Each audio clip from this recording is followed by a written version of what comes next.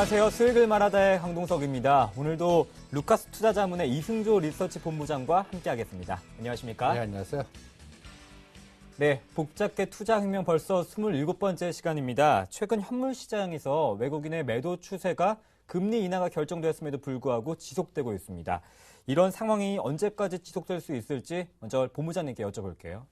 개인적으로는 어떤 모멘텀이 있어야 될 것 같아요. 네. 지금 모멘텀은 뭐 연기금이 사준다든지 아니면 중국이 금리 인하 가능성이 높아지든지 하셔서 네. 엔화가 약세가 강세로 터닝해주는 모멘텀이 나와서 네. 외국인들이 현물 시장에서 매수를 스위칭해주는지 이 두 가지 흐름이 나올 건데 네.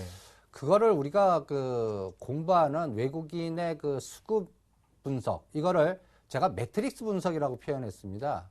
이거를 여러분들도 다음과 같이 5일 단위로 저와 같이 한번 해보세요. 우리가 처음에 이 그래프를 한번 보여드린 적이 있을 겁니다. 여러분들 4월 19일까지 3월 6일 2033에서 1888 이날도 이 1888을 찍었을 때 이게 저점인지 이게 더 붕괴될 건지 굉장히 그때 말들이 많았습니다. 근데 그 기점으로 터닝 포인트를 나와줬는데 그 이후의 파동이 우리는 다 이제 압니다. 1980까지 금리 인하라는 변수에 의해서 5월 9일까지 나왔다가 지금 다시 1940대까지 조정하고 있는데 이 과정에서 외국인들의 현선물의 매매 동향 실질적으로 여기 보시면 3월 6일과 4월 19일까지 인덱스 기준으로 7% 하락하는 동안에 거래 일수는 33일 걸렸습니다. 이 기간 동안에 데이터를 보시죠. 외국인 매도 총 규모는 5조 6천억이었습니다. 선물 매도는 4조 3,725억이었습니다. 그러면 이게 이 장이 언제쯤 하락에서 상승으로 터닝할까요? 할 때 제가 하나의 통계적 데이터에 의한 근거 기준을 하나 말씀드리겠습니다. 선물이 매도했다 매수 터닝하는 꼬리가 몸통 흔드는 변동성 전략보다 현물에서 외국인이 이 매도되는 총 누계를 계속 5일 단위로 카운팅 해갖고 늘어나면 계속 증가할 거고 감소하는 국면이 나올 때인데 이 감소하는 국면이 이 총 매도 규모의 20% 정도. 그러니까 지금 5조 6천억이라면 1조 한 1,200억 정도 되죠. 이게 외국인 매수가 들어와서 총 매도 규모가 5조 6천억일 때 4조 한 4천억으로 줄어드는 시점. 그런 에너지가 보여야 외국인들의 방향, 매도에서 매수를 스위칭했다라는 기준을 설정해 드리겠습니다. 그러면 그 이후에 5일 동안의 또 변화를 한번 보겠습니다. 여러분들 어떻습니까? 3월 6일에서 또 5일 동안의 변화를 보시면 거래 일수가 이제 5일 늘었으니까 이 거래 일수가 늘었을 거고 그때 총 매도 규모가 여러분들 보시면 현물에서 6조 962억 선물 매도는 여러분들 전번 그래프하고 데이터를 한번 비교해 보세요. 4조 3,725억이 어떻게 됐습니까? 3조 8,812억. 그러니까 현물에서는 늘었고 선물에서는 줄었다라는 걸 알 수 있습니다.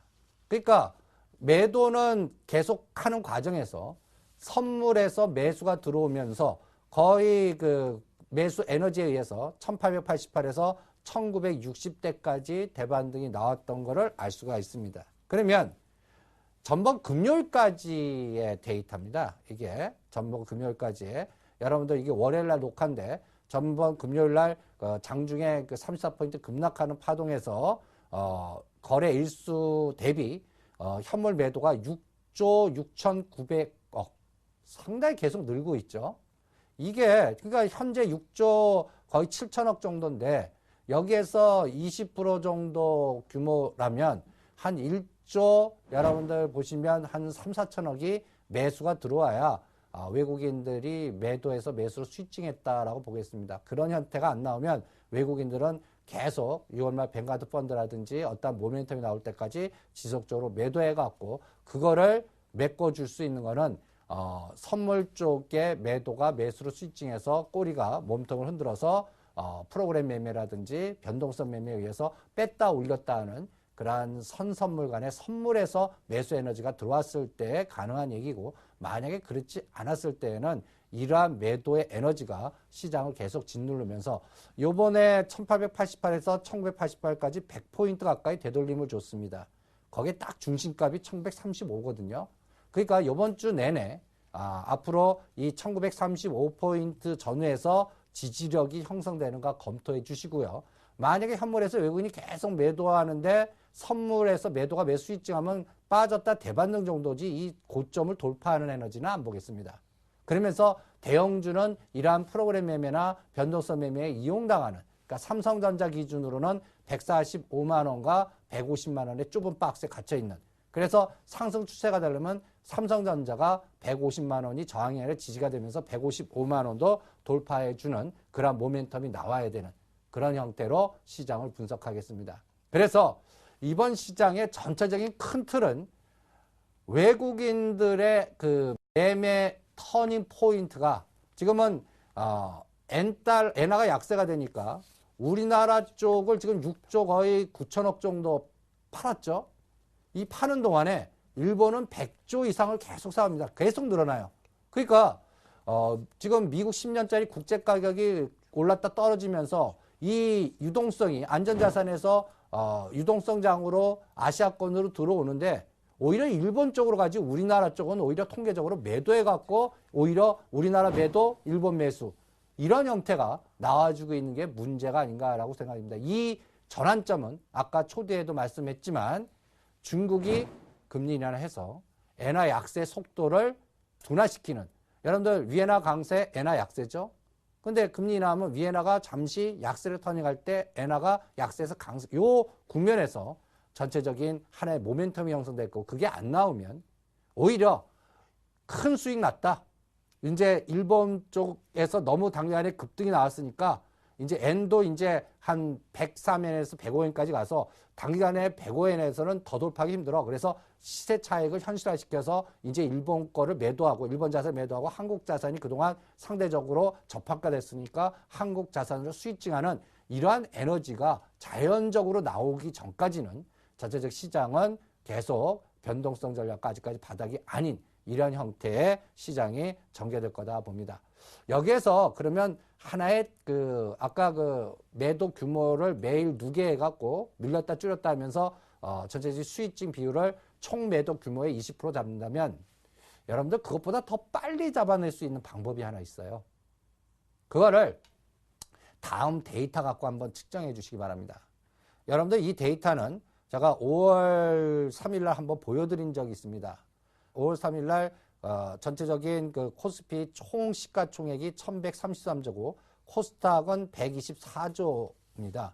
그런데 이거를 왜 보는데 여러분들 매일매일 그 코스피 시가총액과 그 다음에 코스닥의 시가총액을 뭐하고 비교하냐면 우리나라의 총 GDP하고 비교해 보는 겁니다. 요거 합쳐보면 여러분들 보시면 1133조와 124조 단순히 계산하면 1257조 정도 나와요. 그런데 2012년 12월 말 우리나라의 총 GDP의 총 규모가 얼마냐면 1270조 정도 나옵니다. 그러니까 이 시가총액 우리가 코스피 시가총액과 코스닥 시가총액 합쳐도 GDP보다 밑에 있는 형태가 나옵니다. 요게 터닝 포인트를 매일매일 측정하면서 100 이상으로 언제쯤 가는가가 읽어내는 게 중요한데 지금은 프로테이지로 95와 100 사이에 있습니다. 이거를 매일매일 측정해 주세요. 그러면서 그 에너지가 프로그램 매매의 잣대에 의해서 시가총액 구성 성분과 그 다음에 거래소의 시가총액이 감소하느냐 늘어나느냐. 여러분들 지금 연말에 코스피의 시가총액이 1154조에서 5월 3일 날 1133조. 여러분들 5월 9일 날 데이터를 한번 갖고 와봤습니다.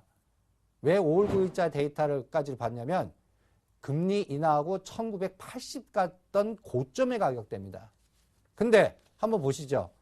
1147조입니다.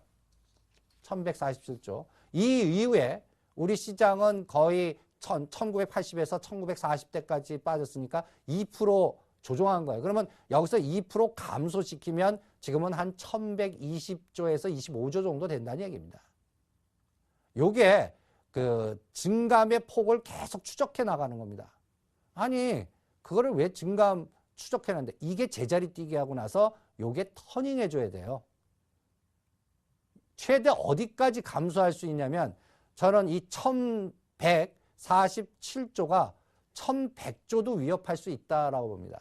만약에 여기서 40조 정도에서 50조 정도의 시가총액이 감소가 나오면 여러분 어떤 형태가 나오면 종합주가지수는 1850 밑에 있다는 얘기입니다. 그러니까 이거를 다음 시가 10개 종목하고 매일매일 같이 측정해야 됩니다. 여러분 시가총액 상위 10개 중에 1등의 삼성전자가 전체 비중의 18%를 차지하고 있어요. 여러분들 이 18% 비중 삼성전자 하나를 놓고 우리가 균형 그 저울에다가 이쪽에 삼성전자 18.9%, 19%짜리 하나 놓고 밑에 거 한번 합쳐보세요. 현대차 3.6, 포스코 2.4, 그러면 요게 합치면 여러분들 보면 6.1, 그 다음에 현대모비스, 기아차, 삼성생명, SK하이닉스 어디까지 다 가야 요 하나하고 균등하게 됩니까? 삼성전자 하나가 밑에 거의 6개 정도 합쳐져야 거의 비까비까 하는 그 균형을 맞추는 이런 형태. 그러면 삼성전자 두 가지 전략이에요. 삼성전자만 145만 원 지지해주고 145만 원과 155만 원 사이에 박스에서만 주고 딴 거의 시가총액이 계속 흘러내리면 어떻게 됩니까? 전체 시가총액은 흘러내린다는 얘기예요. 최악의 시나리오는 삼성전자를 이제부터 외국인이 공격해버리는 거예요. 2, 4분기에 실적이 가장 좋은 그러한 종목인데도 불구하고 이제 외국인들이 일본 자산을 사고 한국 자산을 더 팔기 위해서 한국 자산의 대표적인 수익을 제일 잘 주는 1등 주식의 삼성전자를 직전 저점이 145만 원 그걸 때리는 겁니다. 그러면서 인버스라든지 선물 매도라든지 하방 포지션에 레버리를 키워갖고 삼성전자를 때려서 수익을 변동성에 극대화시킨 다음에 다시 터닝해갖고 삼성전자를 다시 올려놓고 매도 친 거 수익 챙기고 다시 수익증에서 다시 상방 포지션이 이동하는 이런 변동성 전략 쓴다면 어떻게 하겠습니까? 우리는 어쩔 수 없이 당할 수밖에 없어요. 그거를 옛날에는 우정국이라든지 차익 매매에서 걔네들 공격하면 우리가 방어해 줄 수 있는 차익 거래 시스템이 있었는데 그거 우리가 거래세 부과해갖고 세수를 확보하겠다 해서 거래세 때문에 우정국에서 차익 거래를 거의 못해요. 그 다음부터 세수가 늘었냐? 오히려 줄었습니다. 그러니까 이러한 부분에 그 파생 시장에 대한 IB 그 은행이 구체화되고 그 다음에 우리나라도 이런 외국인들 공격을 방어할 수 있는 10조짜리의 큰 IB 은행이 한 두세 개 생길 때까지 그러는데 제가 보기에는 한 3년 이상 걸릴 것 같거든요. 그 기간 동안에 우리 자체적인 그 합성 포지션 외국인들이 공격하는 이 변동성의 외국인 앞마당에서 우리가 당하지만 말고 이러한 제도 개선이 나오든지 연기금이 적극적으로 뭔가 시가상위 종목들의 프로그램 매매를 같이 연동하면서 방어해 주는 그러한 환율 전쟁 속에 있는 거지. 그거를 방어 못한다면 외국인들의 춤추는 변동성에 우리는 어쩔 수 없이 속수무책으로 당할 수밖에 없다. 여러분들 최근에 하루에 선물 쪽에서 1조 5천억 뭐 팔았다가 샀다 하면서 이 변동성이 그 1조 5천억에서 2조라고 그러면 아까 거래소 총 시가총액의 몇 프로입니까? 여러분들 0.15%밖에 안 돼요. 1130조 되는 거래소 시장을 1조 2조 갖고 그냥 흔들어 버리는 거예요. 거기에 우리가 속수무책으로 당하고 있는 겁니다. 이런 것들을 구조적으로 뭔가 개선하는 흐름이 나와야 이 시장의 변동성을 이길 수 있다. 이렇게 판단합니다. 그리고 코스닥 쪽은 여러분들 더 민감하게 코스닥 쪽의 시가총액은 5월 9일 기준으로 128조입니다. 여기에서 여러분들 아주 이 시가상위 10개 종목의 구성 성분을 같이 보십시오. 1등이 뭡니까? 셀트리온입니다. 그런데 여러분들 셀트리온이 지금 시가총액 이 셀트리온이 옛날에는 이게 4조 1등인데도 4조가 넘어섰습니다. 근데 지금 2조 대거든요. 반토막 됐습니다. 시가총액이 반토막 됐어요. 그런데 여러분들 작년 연말 기준으로 코스닥의 총 시가총액은 얼마나 늘었습니까? 128조 정도 됐거든요. 여러분들 셀트리온이 시가 1등이 반토막된 상태에서 늘었다는 건 뭐예요? 다른 종목이 그 갭을 메꿨다는 얘기입니다. 코스닥에 상장되어 있는 IT 부품이라든지 파라다이스라든지 CJ 오쇼핑이라든지 이런 종목들이 서울반도체를 그 메꿨다는 얘기예요. 그게 이 앞으로 시장의 흐름을 읽는 가장 중요한 키포인트입니다. 코스닥 종목 중에서 어느 쪽 섹터가 그 갭을 메꿨느냐?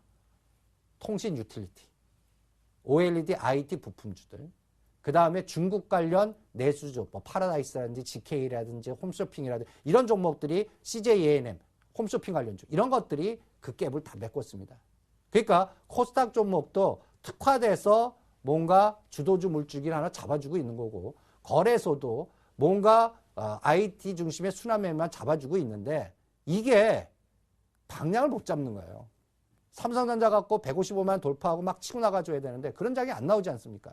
그러니까 앞으로 시장을 전체적으로 읽을 때는 이런 꼬리가 몸통을 흔들고 그 다음에 변동성이 확대되고 그 다음에 1850과 이번에 1980을 상단하단 놓고 한 6월 말이나 7월 달로 잡겠습니다. 제가 6월 말 기준은 뱅가드 펀드의 청산 매물이 끝나는 기점으로 잡고요. 그 다음 7월 달은 아베 정부의 참여연 선거의 결과가 노출되는 시점을 잡겠습니다. 그때까지는 N달러 변동성이 시장을 지배할 거고 거기에 따라서 현물에서 외국인들이 아까 얘기한 매도 총규모가 계속 늘어나면 계속 떨어지는 지금 6조 9천억 팔았는데 10조까지 열어놓으십시오. 그리고 나서 계속 판다면 계속 흘러내리거나 그 안에서 순환되는 장만 나오는 거고 만약에 수익진 되는 전략이 나오려고 그러면 연기금이 적극적인 시각의 전환이 있거나 아니면 제가 외부 변수로는 중국의 금리 인하, 그 다음에 헤지펀드들의 롱숏 전략상 일본을 팔고, 그러니까 도요타 자동차 팔고 현대차 사주는 그러한 구조 시스템의 수익증이 실제로 나왔을 때, 이 구도가 나오지 않는 한 이 시장은 아직까지 바닥이 확인되지 않은 변동성 장만 계속되지 않을까 이렇게 진단을 해드립니다. 네, 외국인들의 매도 추세가 지속된다면 이제 기관이나 연기금 쪽에서 사줘야 될 텐데 어떻게 보시나요? 그래서 제가 아까 연기금의 적극적인 네. 시각 전환이 필요하다는 얘기를 해드렸습니다. 네. 지금 일부 보도에서는 연기금이 중소형주 중심으로 특화해서 매수를 늘리겠다라는 얘기입니다. 그러면 안 됩니다. 중소형주보다 우리나라를 대표하는 허리 중심이 되는 조선이라든지 자동차라든지 대형주 중심의 포트를 적극적 사고방식으로 급락시에 방어해주는 매수를 해줘야 돼요. 아니 그러면 이런 시각을 얘기합니다. 그게 어디가 더 떨어질 것 같고 업황이 나쁜데 그걸 손해볼 줄 알면서 왜 사줘? 연기금이 얼마나 귀중한 돈인데 이 사고의 전환이 필요합니다. 무슨 얘기냐? 여러분들 그 다음 데이터를 한번 봐주시기 바랍니다. 우리 연기금도 지금 2015년까지 자산 배분으로 전체적으로 주식에서 지금 13에서 15% 운영하는 거를 20%로 늘릴 계획을 잡고 있습니다. 지금 현재 연기금의 총 규모가 정확하게 이제 이 데이터를 한번 보시면 2011년까지의 데이터인데 지금 여기에서 조금 더 늘었을 겁니다. 달러 베이스로 3,139억 불, 지금 한 3,400에 3,500불. 이걸 원화로 환산하면 한 350조에서 400조. 그리고 2015년도에 계속 늘어서 이게 500조까지 됩니다. 그러면 500조의 20%라면 2015년까지 예를 들어서 100조 정도 주식을 사서 운영하겠다는 얘기입니다. 그러면 지금 350조에서 지금 13에서 15%라면 그 아직까지 늘어나는 규모의 그 3년 동안의 전략을 확인하고 하지 마시고 조금 속도를 앞당겨서 대응하는 게 어떻겠냐라는 전략과 거기에서 우리 기간 산업에 관련된 전략적 종목들을 선택해서 포트를 집중화 전략을 대형 중심으로 전환하는 사고방식이 필요하지 않나. 왜? 지금 일본은 우리 한반도 중심으로 엔화 약세 전략에 의한 공격적인 투자 전략을 감행하고 있습니다. 지금 어떤 면에서는 환율 전쟁입니다. 그러니까 이러한 것들을 금융 패권 전쟁 속의 전사적 사고로 전환시켜서 그걸 방어해 줄 수 있는 게 우리나라는 기관은 지금 아직까지는 대형화라든지 구조조정이라든지 아직까지 여러 가지 내부적인 정비 과정이 필요하기 때문에 그 기관이 대형화되거나 IB에서 뭔가 싸울 수 있는 틀을 갖추기 전까지는 우리나라에서는 연기금 정도가 그거를 커버할 수 있는 그러한 기관이고, 그 기관에서 다른 뭐 부동산이나 금이나 이런 부분보다 적극적으로 우리나라를 대표하는 삼성전자, 현대차, 시가 한 10개 종목 중에서 좀 적극적 사고방식의 포인트를 바꾸면서, 그러면서 원달러 환율과 같이 스프레이드 전략을 같이 구사하면서 뭔가 외국인들 같이 합성 전략을 같이 헤지펀드 롱숏 전략을 유도해서 공격적으로 대응하면, 이거를 외국인들도 우리 연기금의 에너지를 체크하면서 자기네들 앞마당같이 마음대로 변동성을 줄 수 없는 그러한 패턴의 방향성 매매로 바꿀 거다. 지금 외국인들은 방향성 매매 할 필요가 없어요. 왜냐하면 심지어 2015년 정도 연기금이 들어올 때까지 그냥 3년 동안을 1850과 2054의 박스로 지그재그만 만들면 자기네들 수익 엄청나게 증가할 수 있습니다. 그렇게 만들 수도 있거든요. 그리고 레버리지 지키면서 변동성으로 꼬리가 몸통을 흔들게끔 만드는 전략적 사고를 응집하고, 그 다음에 중심은 우리보다는 일본으로 이동해서 일본에서 수익률 게임을 하는, 이렇게 된다면, 그리고 거기에 아베 정부는 그 입맛에 맞게 정책을 계속 낸다면 우리는 그 부분에서 상당히 국부의 감소와 상당한 출혈을 하지 않을까, 이렇게 판단합니다. 그래서 이러한 부분을 한번 생각해야 되는 위치에 오지 않았나, 이런 생각이 듭니다. 그래서 여러분들 매일매일의 그 변동성 전략에서 외국인들이 선물과 현물에서 어떤 전략을 하고, 매일매일 이제 여러분들 보시면 이 5월 10일까지 데이터고, 이제 오늘 월요일 되면 이 누계를 계속, 월요일날 1,500 팔았어? 그러면 6조 9천억이었지? 그런데 오늘 플러스 1,000억을 샀어? 그러면 6조 9천억에서 1,000억을 빼고, 만약에 또 2,000억 팔았어? 그러면 더해주면서 이 누계를 계속 측정해서 이 누계의 감소분이 감소해야 됩니다. 현물에서 들어와야 돼요. 현물에서 매수 수익증이 언제 되느냐 측정하는 게 중요하고, 그게 제 감각으로는 6월 말에서 7월 달에 뱅가드 펀드 청산 끝나고, 그 다음에 7월 달에 그 참여연 선거의 결과가 나올 때, 그때 N이 105엔을 뚫느냐 못 뚫느냐, 거기에서 판가름이 날 거다라고 생각합니다. 그전에는 중국이 금리 인하해줘갖고 100원 못 떨고 오히려 95엔이나 98엔 빨리 강세로 돌았으면 우리한테는 속도가 빨라지는 거고요. 만약에 그 7월 참여연까지 금리 변수가 중국이 결정 안 해주면, 일단 아베 정부에서는 참여연 선거를 위해서 뭔가 노이즈를 분명히 일으킬 거고, 엔화 약세의 드라이브 정책을 강화시킬 겁니다. 이번에 우리가 금리 인하를 했는데도 하루 천하로 끝나고 전체적으로 1983을 고점을 해갖고 하루 만에 30%포인트의 급락파동 맞는 가장 결정적인 원인이 이 선물 시장의 변동성 보세요. 5월 9일 날 1조 4천억 샀다가 5월 10일 날 바로 하루 만에 1조 6천억을 때립니다. 그리고 제가 장중에 나왔는데 오늘 마감은 어떻게 되는지 모르지만 오늘 또 1조 6천억에 한 7천억대 매수하는 걸 보고 왔습니다.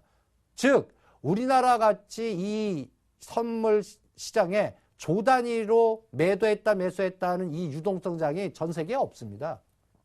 우리나라만큼 이렇게 변동성과 유동성이 풍부한 시장이 없다는 얘기입니다.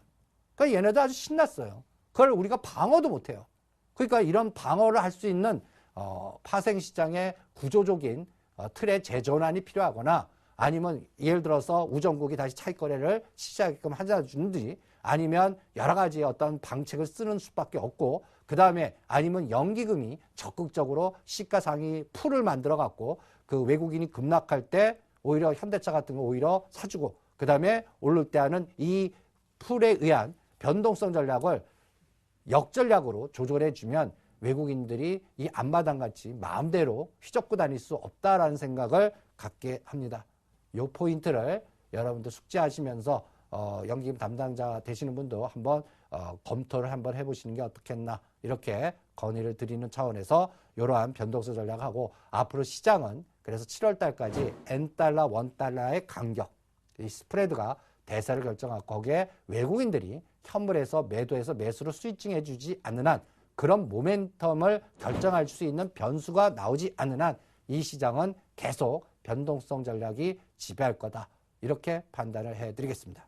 네, 여기서 궁금증이 생기는데요. 연기금이 중소형주 위주로 매수를 하겠다는 이런 언론 보도가 있었습니다. 이런 연기금의 태도 변화가 시장에 미칠 영향과 또 두 번째는 단연 화두는 엔화 약세입니다.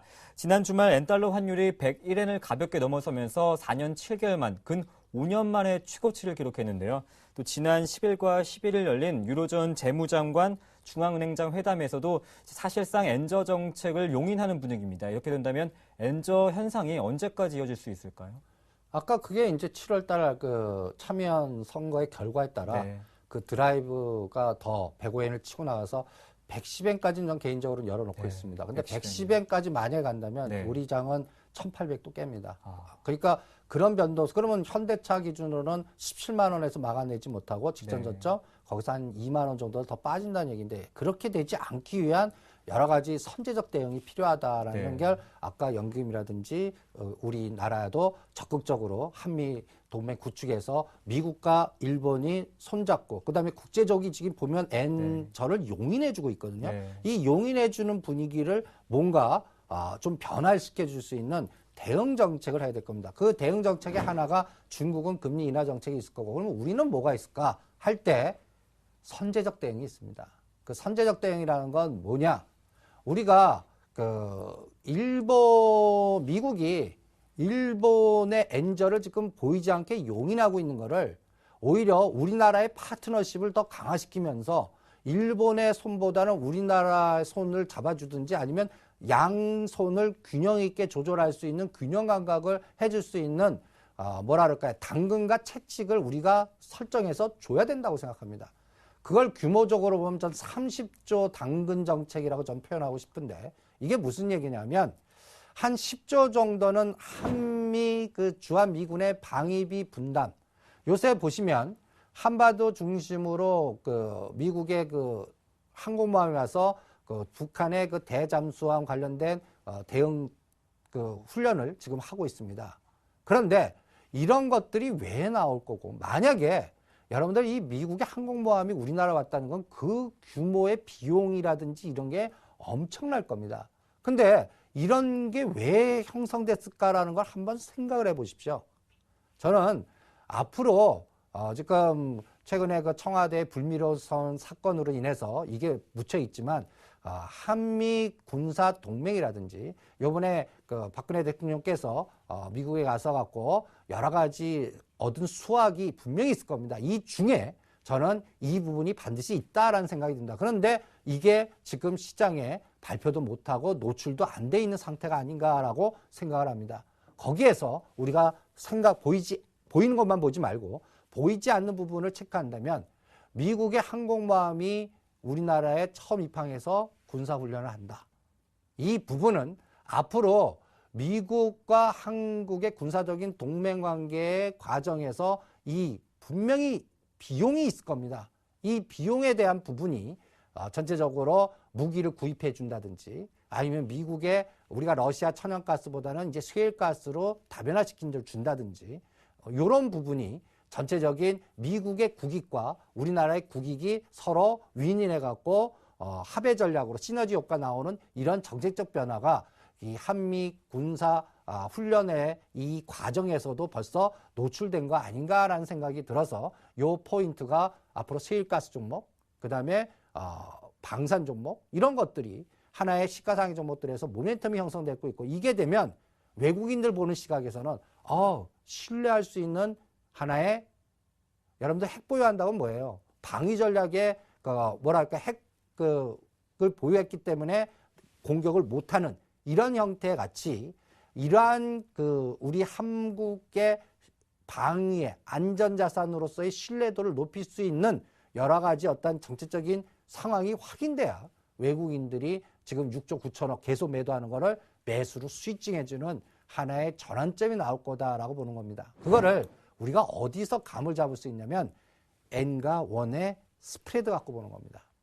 앞으로 지금 현재로는 단기적으로는 한두 달 동안은 일본 쪽이 더 할 거라고 봅니다. 왜?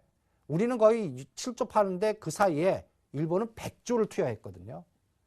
여러분들 6조 9천억 파는 시장하고 같은 구간에요. 100조를 사주는 시장하고 그 에너지 차이가 어떻게 됐습니까? 그리고 이 100조 투입한 그 헤지펀드들 외국인 투자층들이 엑시트 전략이 분명히 있어야 될 거 아니에요. 그 엑시트 전략은 뭐예요? 분명히 이만큼 수익 났으니까 오히려 매도해갖고 전환시키든지 100조 들어갔으면 분명히 어떤 자기네들이 생각하는 타겟팅 선이 있을 겁니다. 그 선이 일단 7월 달에 아베 정부의 참여연 선거 결과와 센카쿠 열도 주변으로 중국과 일본의 긴장관계 정도, 그 다음에 그 과정에서 엔화 속도가 어떻게 가느냐, 이런 것들을 보면서 7월 달에 상황을 보고 엔화가 더 이상 약세를 안 갈 거면 거기서 엑스 전략을 선택하든지, 만약 거기서 엔화가 더 치고 나가면 요번에 100엔 가는데 단기간에 우리가 1980에서 급락 파동을 받았습니다. 만약에 105엔 가면 요번 파동의 2배라고 생각하십시오. 30에서 50포인트 진폭이 60에서 100포인트 진폭이 돼버리는 겁니다. 그러니까 그런 것들을 동태적으로 엔달러와 원달러의 스프드에 대해서 체크할 수밖에 없습니다. 한번 데이터로 한번 보시죠. 여러분들 5일, 4일 날 100엔을 돌파 못하고 계속 대롱대롱 매달려 있던 상태입니다. 그때 우리는 이 환율이 계속 떨어졌습니다. 실제는 어디까지 떨어졌냐면 1087원까지 떨어졌다가 오늘 월요일 날 1115원까지 급등하는 아주 그냥 그 롤러코스터를 타고 있는데, 그 사이에 이 원동력이 뭐냐? 오늘은 장중에 102엔까지도 타치했다는 얘기를 들었습니다. 102엔, 101, 102엔 가면서 우리 원달러는 어떻게 되고 있습니까? 1087원에서 지금 5월 10일까지는 1106원인데 오늘 10원 정도 움직였다고 그러니까 1115원과 16원 정도 이게 움직였다는 얘기입니다. 금리 인하의 요 희석화 과정. 근데 엔화 속도가 더 빠르면 여러분들 이 데이터를 한번 단기적으로 보지 말고 한 30년 데이터를 한번 봐주시기 바랍니다. 어때요? 엔화가 계속 엄청난 강세로 갔다가 77엔 8엔에서 지금 이 100엔을 돌파했다는 것은 하단의 과거의 지지였던 저항이 지지로 바뀌었던 넥라인을 돌파했다는 얘기입니다. 이 돌파 그래프상으로는 여기서 끝나지 않습니다. 그러면 여기 제가 빨간 선을 하나 걷어요. 145엔. 여러분들 만약에 3년 코스로 N달러가 145엔 가면 우리 시장은 1500 갑니다. 아주 끔찍한 상황. IMF 저리 가라라고 봅니다. 근데 이거는 정부가 반드시 막아줘야 될 거라고 봅니다. 이거는 정책적으로 그렇게 됐다는 얘기는 분명히 우리나라는 샌드위치로 꼈고 외국인들의 셀코리아가 10조가 아니라 20조 이상 팔았다는 얘기고, 그 다음에 미일 체제가 더 공고히 됐다는 얘기고, 엔저를 용인하는 시스템이 됐다는 얘기고, 그 다음에 또 우리 중국과 북한이 또 경제적 측면보다는 군사적 측면으로 다시 엮였다는 얘기고, 이렇게 시나리오의 최악 시나리오를 우리가 공부한 적이 있습니다. 그걸 막아내기 위해서는 선제적 대응으로 우리 정부의 역할이 필요하고, 그래서 어디서 막아야 되느냐? 아까 얘기한 110엔대에서 막아줘야 됩니다. 그 막아주느냐의 속도를 봐야 될 것 같고, 그 과정에서 지금 여러분들 77엔에서 101엔까지 가는 동안에 일본 자동차, 달러 베이스의 자동차 한번 보시죠. 60불에서 121불까지. 여러분들 시가총액이 엄청나게 쌉니다. 도요타 자동차입니다. 그러니까 예를 들어서 현대자동차가 18만 원에서 거의 36, 7만 원 됐다는 얘기예요. 그런 장이 또 뭐 몇 년 만에 나온 게 아니라 5, 6개월 만에 나왔다는 얘기입니다. 일본 시장의 그 에너지가 어떤지 감이 잡히시죠? 이게 달러 베이스입니다. 이게 뉴욕에 상장되어 있는 도요타 자동차의 상승률입니다. 이거를 엔화 베이스로 바꿔볼게요. 이 오차를 잘 보세요. 엔화 베이스로 2,800엔짜리 도요타가 6,050엔, 오늘은 6,200엔을 보고 나왔습니다. 제가. 도요타가 6,200엔이에요. 그러면 여기서도 한 200엔이 더 올랐으니까 이게 114.7%가 아니라 거의 한 120% 정도 가 있을 겁니다. 그럼 요 차이는 못 가요. 달러 베이스로 100%와 엔화 베이스의 20% 차이. 요게 중요한 거예요. 요거를 아비트리지 재정거래하는 사람들 입장에서는 앞으로 엔화 약세가 더 될 것 같다 그러면 달러 속도보다 엔화 약세도 더 빠를 테니까, 심지어는 도요타의 일본에 상대된 엔화가 더 빨리 갈 거다라고 판단하게끔 되면 어떻게 우리 시장은 현대차 더 매도한단 말이에요. 이게 막아지는 시장이 나와야 되겠죠. 그러면 여러분들이 매일매일 도요타 자동차 직접 와서 올라가면 안 됩니다.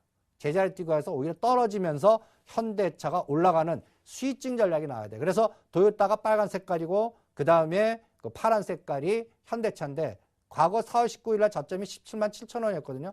17만 5천 원과 18만 5천 원에서 반드시 지지해주고 20만 5천 원 돌파해주는 이 모멘텀이 외국인들이 도요타 팔고 현대차 사주는 상황으로 스위칭해 주는지, 그거는 아까 얘기한 연기금의 적극적 매매와 그 다음에 한반도의 그 신뢰 프로세스가 나오면서 그 외국인들이 매도해서 매수 스위칭해 주든지 그런 환경을 중국의 금리 인하를 조성시켜 주든지 이 두 가지 축을 우리가 측정해 가면서 읽어내야 되지 않을까 이렇게 판단합니다. 그래서 $1, N 달러 스프레드와 그 다음에 도요타 자동차, 현대차의 또 스프레드 전략을 이 재정거래, 차익거래하는 외국인 헤지펀드 롱숏 전략들이 이제 일본을 사고 한국을 파는 거를 스위칭해주는 하나의 전환점이 나와줘야 되는데 솔직히 아직까지는 그런 징후가 시장에 보이고 있질 않습니다. 그러니까 이거를 동태적으로 계속 추적해 보는 수밖에 없고 그때까지는 시장은 대형주는 변동성에 이용당하는 그러한 상황이고 수익률 게임은 오히려 외국인이 빌려다가 때릴 수 없는 종목들, 시가상위 종목이 아닌 중소형주나 최근 급등하는 종목들 보시면 뭐 KT뮤직이 상한가 치고 한양ENG가 상한가 치고 이런 것도 외국인이 빌려다가 대차 매매할 수 있는 시가상위 종목들 아니거든요. 그런 종목들이 아닌 그런 틈새 전략만 움직이고 중소형주만 올리고 그 다음에 전체적인 종목은 삼성전자가 불안하니까 그동안 급등했던 IT 부품주들도 급락해버리는 시세 차익이 나오는 이러한 차별화장이 전개되고 있다는 걸 명심하시고 이번 시장의 변동성을 이렇게 $1, N달러의 스프레드와 이 금융 패권 경쟁의 환율 속에서 나오기 때문에 앞으로 시장을 여러분들이 실적의 변화보다는 이러한 국제적인 파워게임의 역학관계가 환율에 의해서 나오는 거고 환율 전쟁 속에 우리나라의 원화자산의 신뢰 프로세스가 나오면서 거기서 매도가 아닌 원화자산을 살 수 있는 매수의 환경이 어느 시점에서 조성되느냐가 이번 시장을 읽는 키포인트다라고 진단을 해드립니다. 네, 지난주에 한미 정상회담이 있었습니다. 박근혜 대통령의 방미 기간 중에 불미스러운 사건이 있었습니다. 윤창중 전 청와대 대변인의 성추행 의혹. 이 사건 때문에 한미 정상회담의 성과가 묻힐 수 있다는 이야기가 있던데 어떻게 해석하면 좋을까요? 그래서 그 부분은 네. 시간이 지나면 노출될 거로 봅니다. 네. 그러니까 이제는 노이즈 때문에 그 한미 정상회담의 성과가 시장에 지금 노출이 안 돼 있고 또 금리 인하 효과도 분명히 추경 예산이 집행이 되고 금리 인하했으면 그 효과가 나옵니다. 그런데 지금 외국인의 단기적인 엔화 약세 속에 의한 매도 공세가 그걸 다 묻히게 하고 있거든요. 요 묻힌 게 언제쯤 전환의 포인트가 나올 건가를 읽어내는 게 중요하고 그 기준점을 여러분들은 아까 얘기했다는 삼성전자와 현대차의 기준값 갖고 체크를 해 주시기 바랍니다. 그래서 삼성전자를 여러분들 요 라인을 한번 잘 기억해 주시기 바랍니다. 저는 종합주가 지수와 그동안의 121선 이평선 수준 그리고 종합주가지수 삼성전자의 저점의 궤적을 한번 잘 기억을 해 주십시오. 1월 28일 날 1930포인트였을 때 삼성전자는 137만 1,000원이었습니다.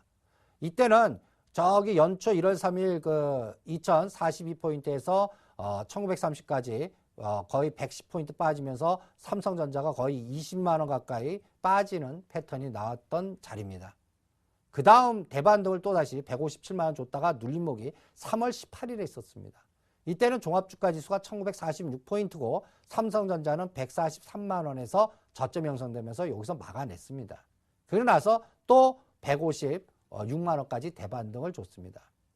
그 다음에 여기 최근에 저점이었습니다. 요 저점이 굉장히 중요합니다. 삼성전자 145만 원. 그러니까 삼성전자 저점은 계속 올랐어요. 그런데 4월 19일 날 종합주가지수의 저점을 보십시오. 4월 19일 저점이 단기적인 최저점입니다. 1888. 그러니까 삼성전자가 137만 원대인 저점보다 종합주가지수는 4월 19일 날 저점이 더 떨어졌던 거의 50포인트 더 떨어졌던 자리입니다. 요 라인을 저는 생명선이라고 표현하겠습니다. 요번에 엔화가 추가적인 약세가 가면서 외국인들이 한국 증시를 더 세를 하고 일본 증시를 더 산다는 얘기는 삼성전자를 공격한다는 얘기가 똑같습니다. 그러니까 그러면 삼성전자가 직전 저점을 지지 못한다는 얘기가 똑같고 거기에서 만약 지지 못한다면 여기서 5만 원 내지는 10만 원을 밑으로 열어놔야 됩니다. 그러면 145만 원에 5만 원은 140만 원, 10만 원은 135만 원. 그럼 1월 28일 날 저점 찍었던 자리까지 최대 나오는데 그러면 삼성전자가 10만 원 정도 145만 원 분괴해서 10만 원 정도 빠진다는 얘기는 선물 이 라인에서 10포인트를 더 뺀다는 얘기고 종합주가 지수는 70에서 100포인트를 더 뺀다는 얘기입니다. 그러면 이거를 1930, 40에서 막았다면 1840, 50까지 빠진다고 보는 겁니다. 근데 그거를 5만 원에서 막아내요. 선물 5포인트 삼성전자 140만 원에서 만약에 막아낸다면 그러면 1880 직전 저점과 1900에서는 쌍바닥으로 지지한다고 봅니다. 그러면 반대로 이미 저점이 찍었어요. 그리고 이제 터닝을 하는 거예요. 그러려면 어떻게 됩니까? 145만 원을 깨지 않고 오히려 150만 원을 치고 나가는 파동이 나와야 됩니다. 이게 이번 주에 있는 키포인트입니다. 오늘 삼성전자 마이너스가 나왔다가 장 마감 때 플러스로 살짝 돌려놨어요. 신호는 좋았습니다. 147만 원대로 가는데 이게 147만 5천 원에서 그러니까 145만 원과 150만 원의 중간값이 얼마입니까? 147만 5천 원이죠. 이게 저항이 되면 안 됩니다.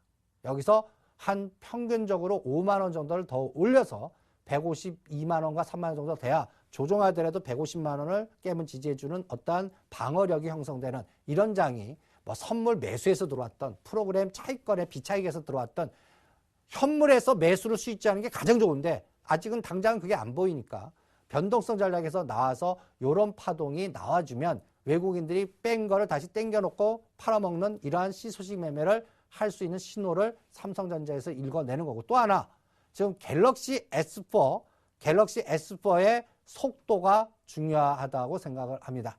그래서 갤럭시 S4가 한 달 동안에 마지막 요 그림을 잠시 볼까요? 그동안에 갤럭시 S4가 판매 속도가 빨라서 실적이 생각보다 2, 4분기 더 좋아질 거다라는 모멘텀이 나와주면 삼성전자가 그래도 뭔가 하방을 경직해주고 갈 수 있는 모멘텀을 주지 않을까 이런 생각을 갖고 있습니다. 이 포인트가 앞으로 시장을 읽는데 가장 중요한 체크 포인트라는 걸 염두에 두시고 시장 전략을 수립해 주시기 바랍니다. 네, 그렇게 된다면 다음 시간에 어떤 내용을 배우게 될까요? 그래서 이 투자 전략을 수립하는 게 굉장히 네. 중요하고 이 변동성 전략에서는 차별화하고 압축 전략입니다. 그러니까 주가 지수가 빠지더라도 살 수 있는 섹터의 우상향 가치가 종목이 뭘까를 읽어내는 게 중요할 것 같고 네. 그 기준을 정책적인 변수와 그 다음에 앞으로 일어날 수 있는 상황을 다 생각해서 대응하는 게 중요하다고 생각합니다. 거기에 첫 번째 기준이 N달러, 원달러의 스프레드라고 그랬죠. 그러면 두 번째 기준은 뭐로 보냐면 실제 시장이 어떻게 움직이는가의 데이터를 갖고 찾아내는 게 또 하나 방법입니다.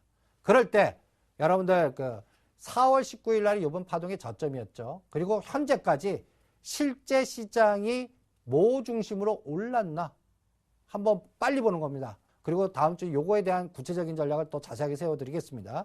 4월 19일과 5월 13일 날 낙폭 과다 종목도 지수보다 올라간 종목도 보시면 여기 보시면 삼부토건 그 다음에 SBI 엑시스 이건 또 SBI 그룹들 엔화 약세 때 일본에서 엔켈이나 대출 관련된 종목들 SBI 그룹들 주가들이 최근 많이 올랐고요.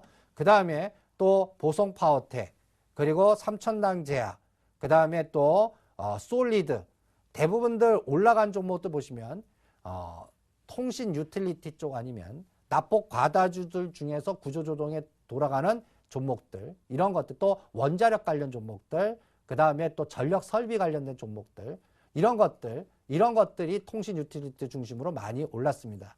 코스피 200 종목에는 또 어떤 종목이 있냐면 동부하이텍, LGU+, 고려아연, 효성, SKC, 한솔제지, SK텔레콤 이런 종목들이 지수 대비 초과하는 상승률을 4월 19일에서 5월 13일 날 보였습니다. 이것도 통신 유틸리티의 LGU+라든지 SK텔레콤 그 다음에 납폭 과다 소재주들이 올랐습니다. 그런데 이게 금리 인하 결과 이후에 오히려 이제는 빠지기 시작합니다. 고려아연이 예를 들어서 고려아연 점이 25만 원에서 35만 원까지 갔다가 오늘 뭐 32만 원대까지 빠지는 또 고점 대비 급락하는 이런 패턴을 보이고 있는데 이러한 소재 관련주들이 기술적 반등이 아닌 추세 전환을 주기 위해서는 상해 종합지수의 바닥이 확인돼야 됩니다. 그래서 상해 종합지수가 2150에서 2250 사이에서 지금 왔다 갔다 하고 있는데 이거를 치고 나갈 수 있는 에너지가 확인돼야 되는데 그가 금리 인하라든지 아니면 중국에서 긴축보다는 성장 정책을 펼 수 있는 어떤 경제적인 어떤 모멘텀이 줘야 되는데 이런 것들을 5일 단위 다음 주에 체크하시면서 읽어내는 게 중요하다. 그래서 결론을 내면 앞으로 시장은 변동성의 엔달러 스프레드에서 아직까지는 외국인이 현물에서 계속 매도할 거다. 바닥 확인 안 됐다. 그러니까 그걸 이용한 압축 전략으로 변동성 전략을 이용해서 외국인이 팔 수 없는 종목으로 그들만의 리그와 움직이는 섹터를 일부 자금 갖고 종목별 장의 중소형주 전략을 세우는 거고 대형주는 하단 상단을 거놓고 급락시 사서 그러니까 급락이라는 거는 1880과 1920 사이에서 사고 1980과 2000포인트는 매도하는 전략을 3개월 정도 보면서 거기에서 전체적인 흐름을 아까 N이 더 이상 강세를 안 가고 약세를 전환시키는 전환점이 7월달 참여연 선거 결과를 보면서 판단하는 게 중요하다. 이렇게 마무리를 해드립니다. 이상입니다. 네, 다음 시간도 기대가 많이 됩니다. 오늘도 루카스 투자자문의 이승조 리서치 본부장과 함께했습니다. 고맙습니다. 감사합니다. 네, 방송을 보시다가 궁금하신 점 있으시면 언제든지 서울경제TV 홈페이지 수익을 말하다 게시판에 글을 남길 수 있습니다. 다음 시간에 인사드리겠습니다. 시청해주신 여러분 고맙습니다. 서울경제TV 홈페이지 sentv.co.kr에 접속하시면 수익을 말하다 VOD 다시 보기 서비스를 이용하실 수 있습니다.